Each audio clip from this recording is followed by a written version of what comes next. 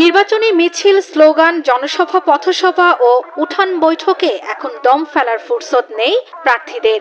নির্বাচন ঘনিয়ে আসার সঙ্গে সঙ্গে দীর্ঘ হচ্ছে তাদের প্রতিশ্রুতির তালিকা। বৃহস্পতিবার সকালে নিজ নির্বাচনী এলাকা ঠাকুরগাঁ ১ আসনের আকসা ইউনিয়নের ফারাবাড়ি বাজারে সভা করেন বিএনপি মহাসচিব মির্জা ফখরুল ইসলাম আলমগীর। এ সময় তিনি বলেন, প্রতিপক্ষকে আক্রমণ করার আগে তার মাপ বুঝতে হবে।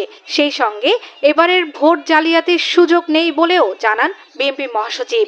আমি যখন ভোট দিতে যাব, আপনি দেবী কে আপনাদেরকে হামলা করতেছে, কে আপনাদের আটকাচ্ছে, এটা আমরা দেখব। আমাদের শরীরে এক বিন্দু রক্ত থাকতে আপনাদের কোনো ক্ষতি আমরা হতে দেব না। চট্টগ্রাম ৬ রাউজান আসনে এদিন নির্বাচনে জনসভা করেছেন বিএনপির প্রার্থী গিয়াসউদ্দিন কাদের চৌধুরী।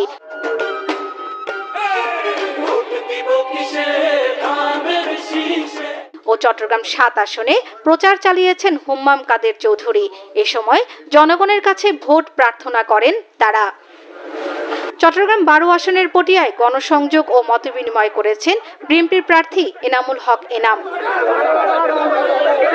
দিনাজপুর ৫ আসনের ফুলছড়ি উপজেলায় নির্বাচনী পথসভা করেন বিএনপি প্রার্থী ব্যারিস্টার কামরুজ্জামান।